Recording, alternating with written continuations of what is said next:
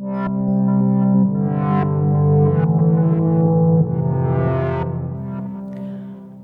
friends, I have been doing some reading about near-death experiences to get ready for this workshop called What Happens When You Die. I'm really excited about it, and I wanted to share some cool stuff that I have been reading so that maybe those who don't understand why what happens when you die would be so fascinating might understand that. So I've been reading on near-death experiences in Raymond Moody's book, Life After Life, and I found some really interesting parallels to the Tibetan teachings on the Bardo states. And if you're familiar with this word Bardo, you might recognize it as being the interval between the time that you die and the time that you're reborn. And it actually has more meanings than that, but we'll just use it like that for this little video. So basically, what I found that was really interesting is that Bardo beings, for those who are familiar with Tibetan teachings on the death process, you'll know that as the person is dying, the Tibetan tradition teaches that they experience a variety of visions as basically the physical body and then even like the subtle energetic body break down and are no longer supporting the normal functions of the mind. Well, what I found really interesting about near-death experiences is that a lot of people report hearing some kind of a noise as they're going through their death process. So it could be like a whooshing noise, or some people describe it as music. Some people find it pleasant, some people find it unpleasant. But I just found it really interesting that there were those kind of like sensory things that people would report in near-death experiences too. It's not an exact parallel to the Tibetan teachings on the Bardo of death, which is when you're having these visions, but interesting. So the next thing that I found really interesting was that people reported in their near-death experiences having a certain type of body after they left their body. So their body is, often technically dead during this experience. They've come out of their body somehow, and people would describe either having a body that looked like the one they had in their lifetime, or was maybe just sort of an orb of light or a blob, or in some way it was made of light, but they still felt like they had limbs and a head, so they felt like there were parts to this body. And in the Tibetan teachings on the Bardo state, it's said that basically at the beginning of the Bardo, between death and birth, there are different teachings say different things, but in Mind Beyond Death by Dzogchen Ponlop Rinpoche, which is a really excellent book, it's really detailed, but it's not like super, super technical the way that some books are. So in that book, Dzogchen Ponlop Rinpoche describes, it's Dzogchen Ponlop Rinpoche is the author of Mind Beyond Death. So he describes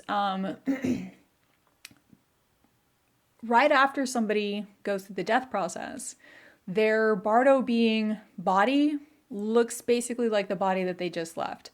So if somebody, for instance, had, lost a leg or something like that, their afterlife body might have that leg again. So it doesn't look exactly identical to the body that they just left, but it's kind of like their, I think that the phrase used in the Matrix is their residual self-image.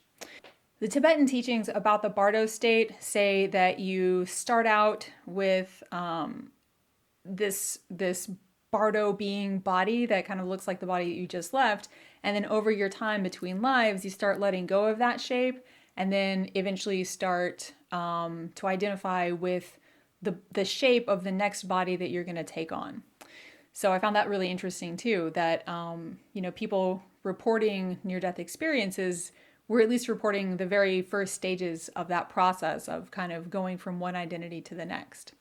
The next interesting thing was that people having near-death experiences would report that during that time they were out of their body, they were able to move through walls, move through doors. They just weren't obstructed by anything because their body wasn't physical. And that's exactly what is taught in the Tibetan tradition about this Bardo state, that you're able basically to go from one place to another just by thinking about being in the next place. There's no physical obstruction to keep you from moving wherever you want to go. So it's a very, part of what's unsettling about this Bardo state in the Tibetan teachings is that wherever you think of, you're going to go there. So you can be very ungrounded. And then finally, one thing I found really interesting about the near-death experience reports in Moody's book is that sometimes people will talk about either seeing someone else who died in the same accident that they died in, or someone who had died a while ago and was kind of coming to help them cross over to the afterlife state. And part of the reason I found that really interesting is that in the Tibetan teachings on the Bardo state, it says that Bardo beings can see other Bardo beings. And other types of, you know, non-physical beings, I guess you would say. And also in the Tibetan tradition, they add that people with a certain type of clairvoyance, like, you know, practitioners or people who are just born very sensitive to like non-physical stuff, that those people can actually see Bardo beings.